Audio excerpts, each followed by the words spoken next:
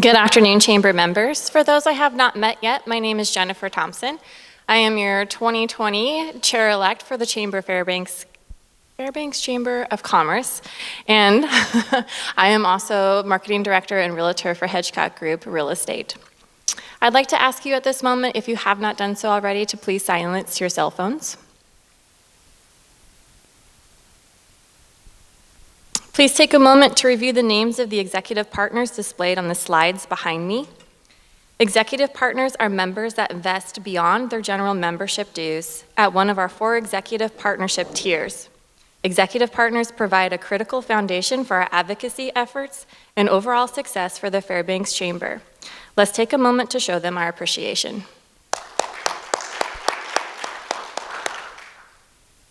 On the 4th Tuesday of every month, we take a moment to talk about diversity and inclusion, and that is being sponsored by GCI today. So we'd like to give them a big shout out for their sponsorship today. I would now like to ask Jason Kempthorne with Love Inc. to lead us in an invocation and pledge of allegiance.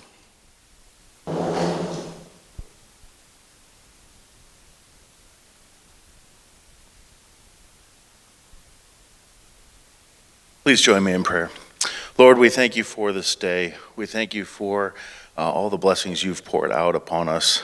We ask for your safety for those overseas that are stranded and struggling and in harm's way.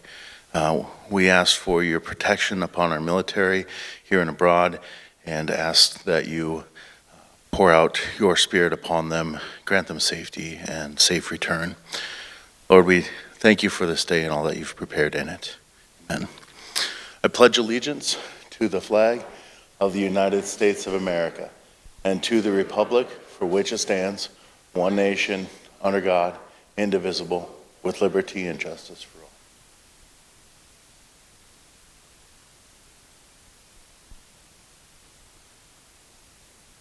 all.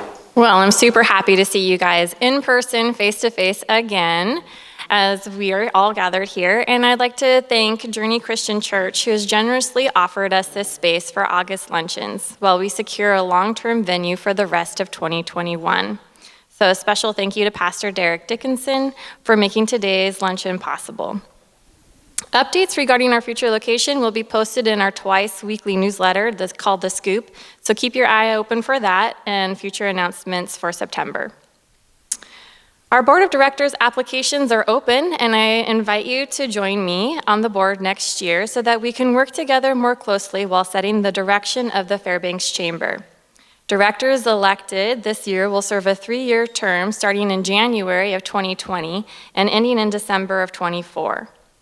Board members shape the Chamber's annual goals and advocacy priorities, as well as giving input on new ways to serve our members.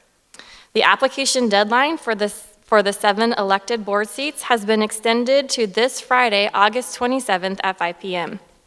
You can find the application on the Chamber's website, or you can reach out to myself or a member of the staff if you have any questions about the term and the opportunity to have an impact, and I look forward to seeing you there.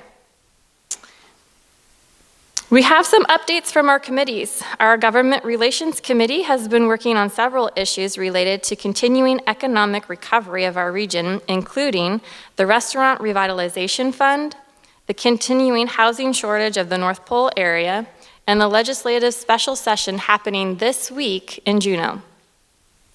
Also, in our ongoing effort to support responsible resource development, the Energy, Environmental, and Natural Resources Committee will hear tomorrow about Millrock's Resources' proposed mineral exploration of the Tanana Valley. We welcome all chamber members to let us know what issues are affecting your businesses, and you can reach out to Suzanne, our advocacy coordinator, about whether your issues would make a good discussion topic for our advocacy committees in the future. And now I'd like to welcome Janelle for her CEO report.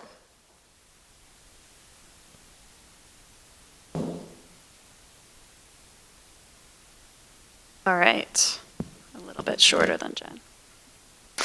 Okay, can you guys hear me okay? Perfect. So a couple of updates from the staff perspective. So we had quite a bit going on last week. I just want to make sure that people are aware of the type of things that we are getting back in the habit of doing now. Northern Bank held our first business after hours after many months. So we would have loved to see many of you there, but there'll be more. So keep an eye out for that. We also had a ribbon cutting at LifeMed Alaska's new hangar over by the airport. So that's a big,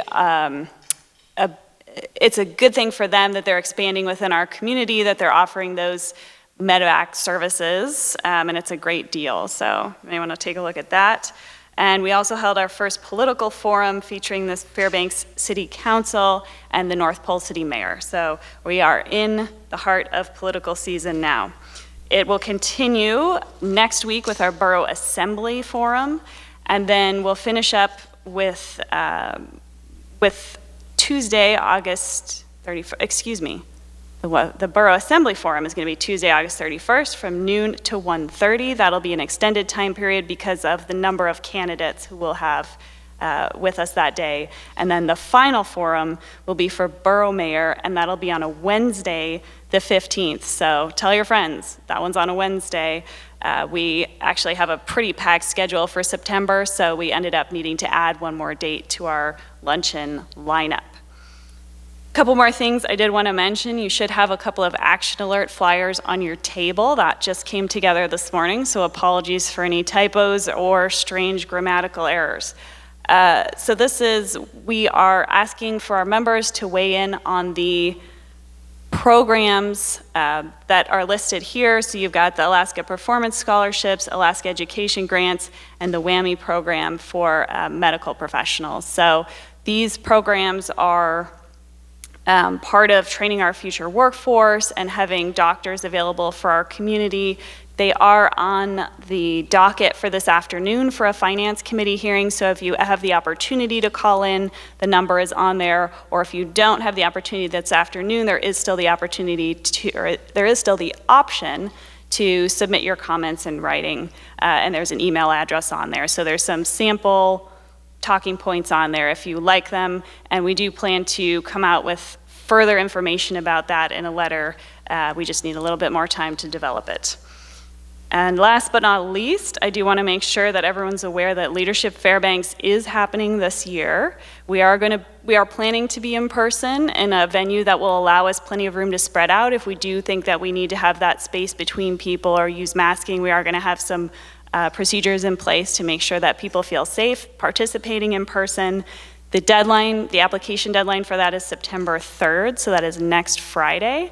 So if your company has sent people to that program in the past, or you know someone maybe who would be interested in developing their leadership skills, but didn't want to do that in a totally virtual setting last year, we are going to be offering that this year. So the link to apply for that is linked on our homepage or on the Leadership Fairbanks page. And you can find more information about any of these things I mentioned at fairbankschamber.org. Back to Jen.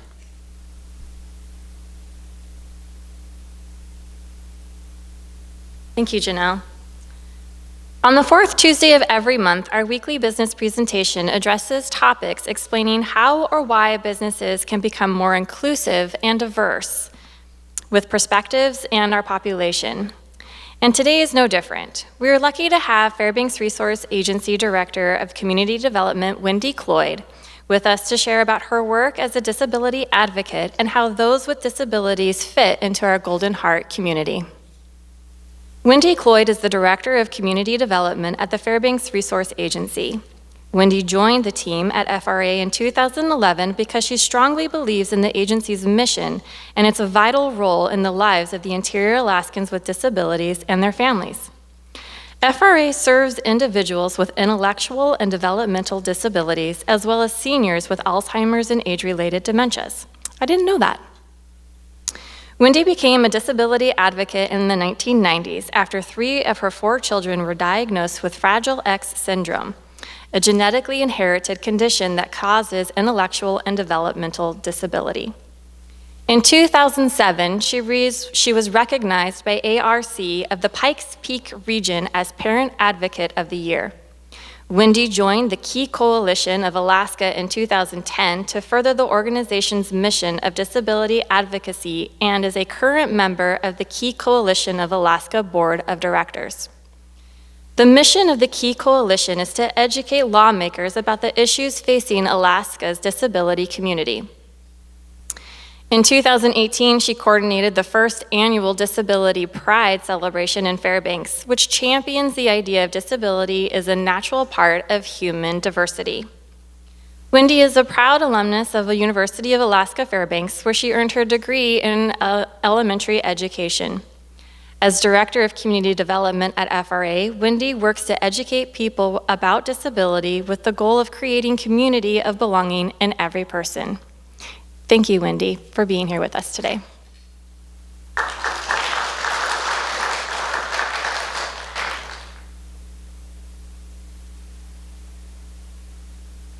That was a really long introduction. I wonder who wrote that. As she was reading it, I was like, oh my gosh, Wendy, get over yourself. Thank you so much for the introduction, though, Jen. As you heard in the intro, 3 of my kids were diagnosed with a genetically inherited developmental disability, and it was after that diagnosis that I learned about FRA. I was encouraged to reach out to the agency for support, and later I joined the staff so that I can help other families get the support that they need, advocate for disability rights, and educate our community. If you are not, well, you told them about FRA already. We serve people with developmental disabilities and seniors with Alzheimer's, age-related dementias, and other frailing conditions, and we also give support to caregivers of those seniors. So when Janelle asked me to talk about diversity and inclusion, I added the word belonging to that because I was really excited to talk about this in relation to disability. Right now, in our current world, the immediate association made when you hear the word diversity and inclusion is with vital discussions about race, gender, and gender identity. People who live in the world of disability know that people with disabilities are another marginalized group, a sometimes invisible population. So it is a privilege to have the opportunity to bring you just a little bit about my world. And I'm really grateful that I know so many people out here. I was really nervous, so it's good to see so many familiar faces, by the way.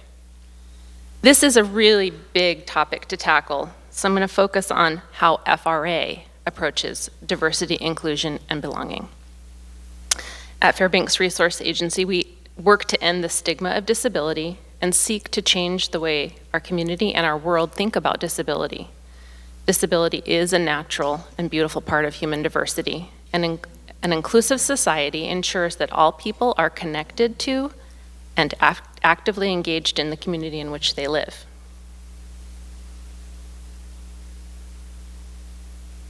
I placed a bookmark on your table with FRA's mission statement.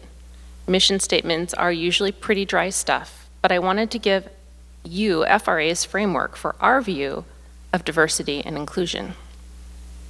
Fairbanks Resource Agency is a nonprofit Alaskan corporation dedicated to assuring that interior Alaskans with disabilities and their families have equal opportunity to be fully included in the community where education, employment, housing, recreation, and family services are available in the same places, at the same times, and with the same respect afforded any member of the community.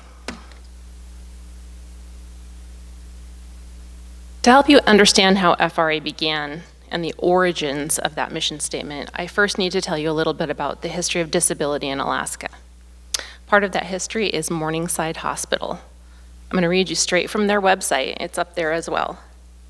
The Morningside Hospital, the story of Morningside Hospital is a civil rights story. Prior to statehood, there were no services available in the territory of Alaska for individuals who experienced mental illness or developmental disabilities, and these things were considered criminal.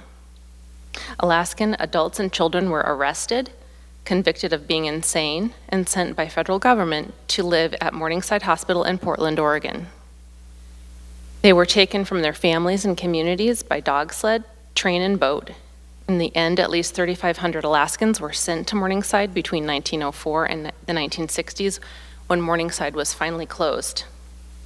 Alaska certainly wasn't unique in its treatment of people with disabilities. Historically, having a family member with a disability was a source of shame for some families. Children were often sent away to institutions, and family members were hidden away from the world.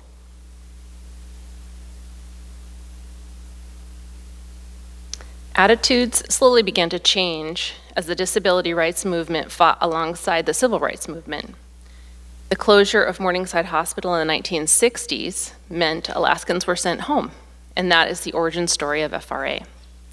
Dr. John Noyes wanted to help a man with developmental disability who had been sent back to Fairbanks, and he had no support services, nowhere to go. So Dr. Noyes joined forces with other community members and founded the Fairbanks Rehabilitation Association that became known as FRA, with the goal of helping people with developmental disabilities by providing community-based support services, starting with employment services, putting people to work. The agency grew over time to include many more support services for the community's most vulnerable, and in 1987, FRA renamed itself Fairbanks Resource Agency, which is what you know us as today. I put a resource list on your table, so many of the things that I talk about you'll be able to find on that list, but one of the things I put on there is you really should, if you haven't already, on Netflix watched the documentary Crip Camp, because it gives you a really great scoop on the civil rights movement or the disability rights movement, and it's really well done. It's excellent. All right, so you've heard FRA's mission, which is to provide support that allows individuals with disabilities to be fully included in the community. So what does that look like? How do we ensure that people are included in their community? Well, we provide services that allow people to be a part of that community, and we do that through the lens of the FRA promise. Your bookmark shows the FRA promise on the side opposite of the mission statement, and I have never been able to read the promise without choking up, but I'm going to try. Okay, bear with me. To support an extraordinary life. See, I can't do it. To keep families together, to put people to work, to help our elders age at home, to champion capability, to stand behind independence, to expand ability, to assure a home of one's own, to educate about diversity, to share values and shape attitudes, to improve lives through connections, and to frame our future.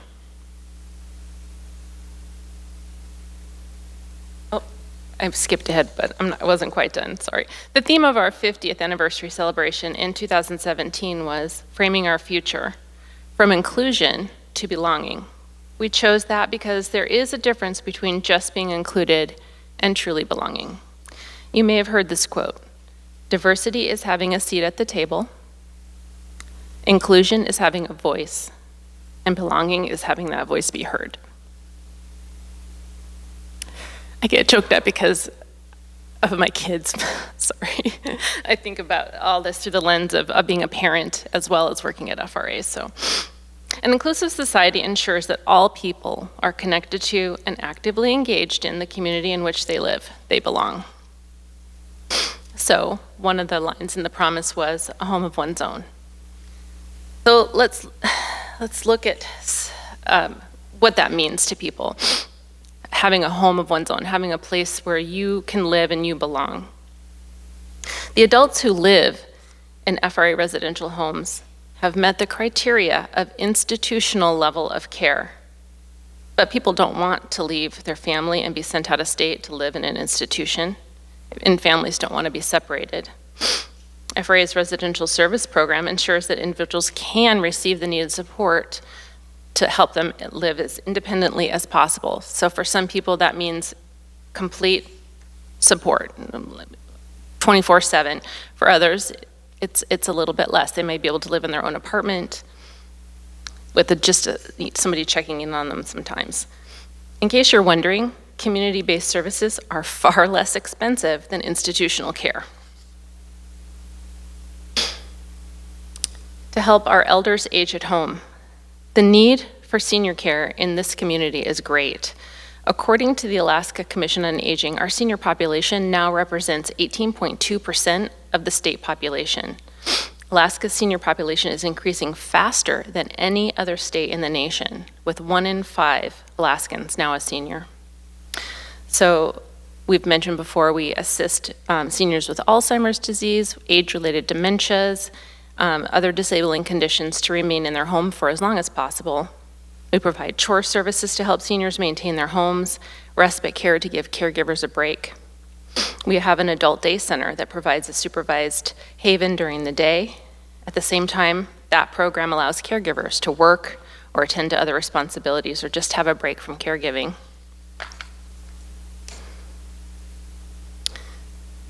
To keep families together. The Family Services Program supports families who have a child with a complex medical condition or a family member with a developmental disability who still lives at home. Support such as in-home care and respite care provide hope and help for families. Parents of children and adults with IDD or a complex medical condition face severe and chronic stress, which increases with the presence of behavior problems and extreme caregiving needs. And if you want to know more about that, I'm an expert. To share values and shape attitudes, which is why I'm here today. Besides providing support services that help people be a part of their home community, FRA also works to educate the community. One great example of this is Disability Pride. FRA has joined an international disability pride movement that invites communities around the world to see disability as a natural and beautiful part of human diversity. No more shame and no more hiding away. In these pictures, you can see when we joined in the 2018 Golden Days Parade. Fairbanks Disability Pride participants wore t-shirts and proudly proclaimed, "See me, I'm your neighbor. See me, I'm your employee, your consumer, your friend, and your voter. See me, I am a contributing member of this community." Disability Pride has become an annual celebration, and in 2020 and in 2021, we were virtual, but we can't wait to be in the parade once again.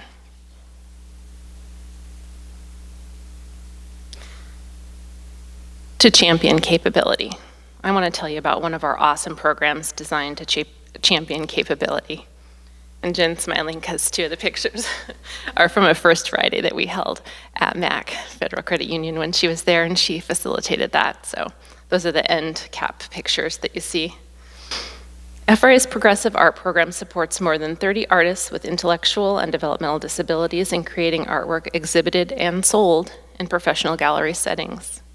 Making art empowers artists to communicate in new ways, bridging the communication gap that they may experience, and forges connections in the Fairbanks community and beyond. In 2019, artists participated in 6 local gallery shows, including Celebrating Alaska's Birds at Well Street Gallery, Adaptation, Fairbanks Arts Association Spring Juried Exhibition, and Fairbanks Arts Association's 34th annual 64th Parallel Juried Art Show. I got through that one. 6 artists also sent work to show in a show in New York City. Unable to work at the FRA studio during the pandemic, artists met over Zoom to collaborate and create. And artists showed and sold art in the show 100 x 100 at the International Gallery of Contemporary Art in Anchorage, Alaska, even during the pandemic. To improve lives through connections. Connecting to peers, connecting to the community, connecting to lawmakers is so important. Here are a few examples of how FRA facilitates these connections. On the left, you can see a picture of Guys Group. Guys, they picked the name. So the guys in the Guys Group got to pick the name of their group. They chose Guys Group. Guys Group helps men with developmental disabilities explore community activities while enjoying the camaraderie of their peers. You can see Alex giving a high five to the group's leader, Chris, during a visit to Hilltop Cafe. In the middle, you can see the Key Campaign Rally, which is downtown on Cushman every winter. During the legislative session, we have a rally. Being involved in self-advocacy is an important part of independence. And each winter during the legislative session, advocates and self-advocates fight for disability rights as a part of the annual Key Coalition of Alaska's Key Campaign. On the right, you can see Nan and Bob. They are part of People First, an advocacy group formed and managed by people with intellectual and developmental disabilities who are people first, whose disabilities don't define them.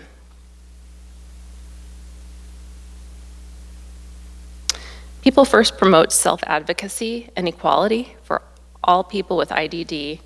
The group encourages the use of people-first language, such as saying people with disabilities instead of calling somebody disabled or handicapped, or saying my son has autism rather than my autistic son. So I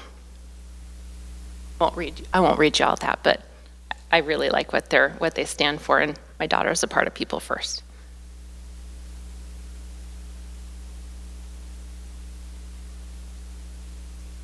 Making sure I'm on the right slide. Employment is part of the origin story of FRA, and it is an important part of our mission. Having a job gives people purpose. The Employment Services Program helps individuals with disabilities gain skills and confidence that allow them to reach their career goals.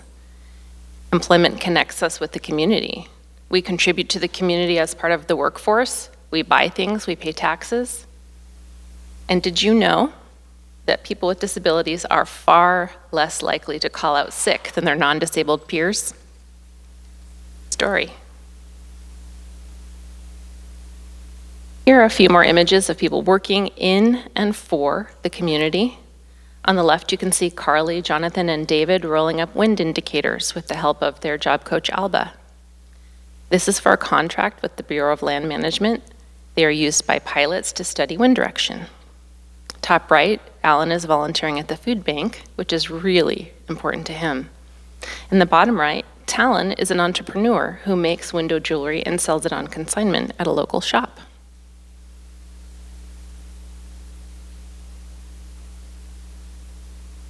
FRA is a proud Source America Ability One program participant. The Ability One program is among the nation's largest providers of jobs for people who are blind or have significant disabilities. It provides employment opportunities to more than 45,000 people, including approximately 3,000 veterans. And the pictures you see show our contract with the Eielson Commissary for stocking and janitorial services in the Child Development Center. According to the Department of Labor, only about 20% of people with a disability are employed, compared with 67% of people without a disability. People are born with disabilities. People can become disabled through an accident or an illness. And in reality, we are all just one accident away from having a disability ourselves.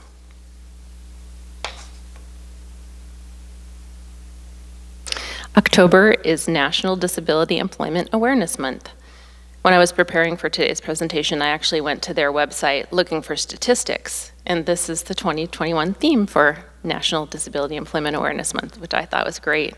A solution to the current workforce shortage.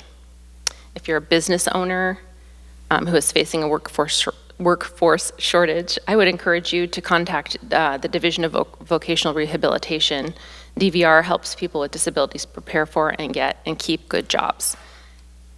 In programs like our Ability One program, it has to go through DVR too. So even those people employed through FRA have gone through DVR. So they're kind of our partner, employment partner. Just a final reminder, an inclusive society ensures that all people are connected to and actively engaged in the community in which they live. Everyone belongs. Thank you so much for your time. And does anybody have any questions or comments? I want to just point out that, oh yes.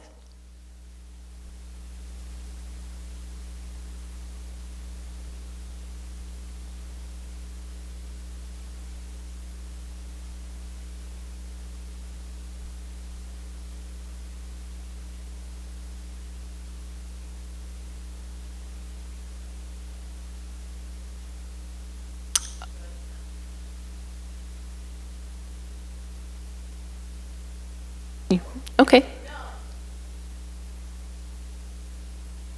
That's okay. Yes, what she's talking about is our closet collections program. So closet collections is a donation collection service. So we go to residential homes. We have bins all around the community and in North Pole and in Fox. We pick up from the women's shelter. We pick up from the rescue mission, things that are donated that they don't need. We take all of that to Value Village, and they weigh it. They weigh stuff that's cloth. They weigh stuff that they call missile, which is miscellaneous household goods, and they pay us by weight for what we bring them. If you let us get it, or you bring it to a bin, or you bring it directly to FRA, they give us a higher percentage of that, of the poundage, I guess, than they do if you bring it directly to Value Village. And it's a really important income stream for us, and especially right now, a really important income stream for us because things are a little tough, as you might guess. Thanks, Kathleen. I was going to tell you something else. Oh, I was going to tell you.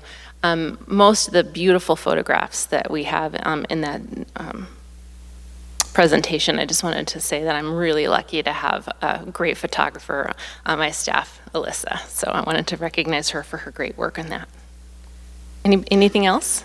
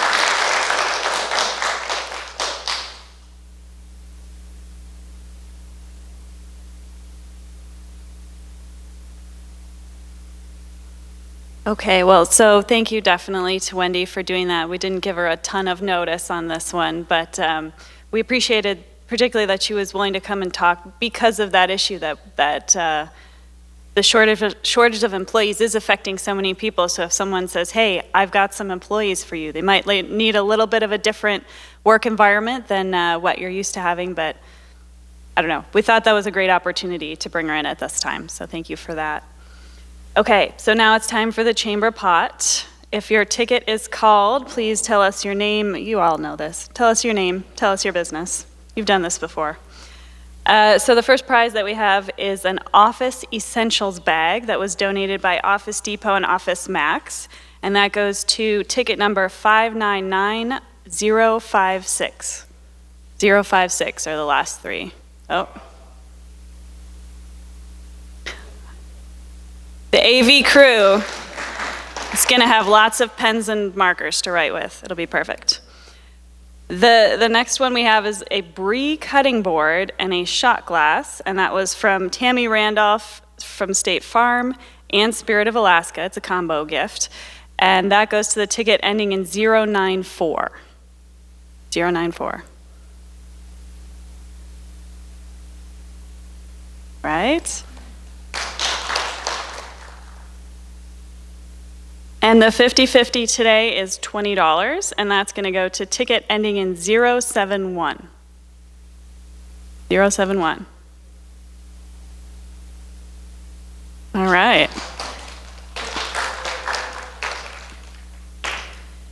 So it says, thank you all for joining us today in my script, but I did want to personally just say thank you for helping us start this transition back to being in person. I know it's been tough for a lot of people to remember, oh my gosh, I have to leave time to leave my office and drive there. And I know that has been stopping some people from joining us. But if you are aware of other reasons that people aren't joining us, if it's a safety concern, if it's a cost, I don't know what it would be, but please do share that feedback with us, because we are looking to continue building that momentum and being back in person. So we would just love to hear what we could do better, how we could let people know better, or what we could provide that would encourage people to come back and join us. So we are recording today. We are going to make that available online, but we would love to have more people back in person, because that's what people have told us that they want, and it's a great way to just have those conversations that we've all been missing. So